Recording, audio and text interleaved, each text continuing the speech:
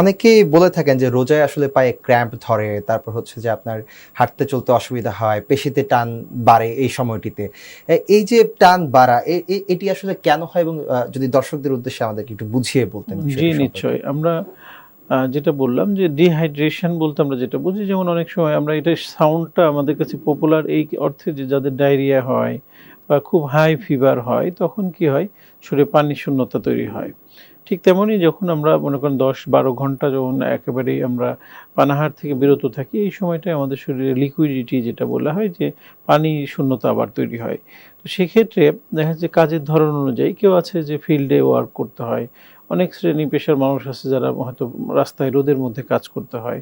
তো এই সময় যেমন একটা তাদের একদিকে যেমন সোয়েটিং হচ্ছে, তার ফলে তার পানিটা বের হয়ে যাচ্ছে, অন্যদিকে তার পানি খাওয়ার সুযোগ নেই রমজানের কারণে। সো তাদের শরীরে এই পানি শূন্যতা দেখা দেওয়ার ফলে আমাদের শরীরে যে কিছু ইলেক্ট্রোলাইটস বলতে আমরা কয়েকটা জিনিসের কথা বলি, কিছুক্ষণ আগেই বলেছি ম্যাগনেসিয়াম, ক্যালসিয়াম, জিঙ্ক, পটাশিয়াম, এইগুলোর পরিমাণ যখন কমে যায় তখন এই উপাদানগুলো আমাদের মাসলের কন্ট্রাকশন যেটাকে আমরা বলি আমাদের কন্ট্রাকশন এবং রিল্যাক্সেশন এই ২ টাই মেইনটেইন করে। তো এটা যদি যথাযথ পর্যায়ে না থাকে তখন মাসল পুলটা বেশি হয়, মাংসপেশি শক্ত হয়ে যায়।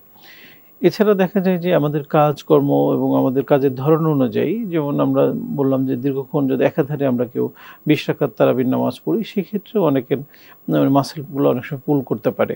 যেমন অনেকের হয়তো কোমর ব্যথা একটু ছিল, কিন্তু উনি হয়তো এই প্রলং টাইম একাধারে পড়ার কারণে ওনার কোমর ব্যথাটা একটু বেড়ে যাচ্ছে, বা অনেকের হাঁটু ব্যথা আছে, সে হয়তো স্বাভাবিকভাবে নামাজ পড়তেছে, সো ওই যে প্রলং টাইম একাধারে পড়ার কারণে তার হয়তো হাঁটু ব্যথাটা একটু বেড়ে যাচ্ছে। এরকম সমস্যা তৈরি হয়। স্যার একদম কমন একটি বিষয় আপনার কাছে জানতে চাই যে, এই যে ইফতারের সময়টিতে বাংলাদেশে খুবই প্রচলিত খাবার হচ্ছে মানে ইফতারের ক্ষেত্রে ভাজাপোড়া যেমন হচ্ছে বেগুনি, চপ, তারপর হচ্ছে পেঁয়াজু, সফট ড্রিংকসও অনেকে খেয়ে থাকেন। জি। এই যে মানে খাবারগুলো সেগুলো কি কোনো ধরনের ইনফ্লামেশন বাড়াতে পারে?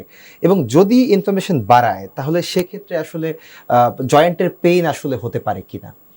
হ্যাঁ, যথার্থ বলেছেন। এই খাবারগুলোতে নিশ্চয়ই আমাদের ইনফ্লামেশন বাড়ায়। কারণ এই খাবারে দেখা যায় যে একটু তৈলাক্ত ভাব থাকে। এছাড়া দেখা যায় যে ইনডাইজেশন ও হয় অনেকের ক্ষেত্রে, যে খাবার হজমে অসুবিধা তৈরি হয়। আবার যাদের আইবিএস বা এই জাতীয় সমস্যা আছে, ইরিটেবল বাউল সিনড্রোম, তাদের ক্ষেত্রেও সমস্যা তৈরি করে।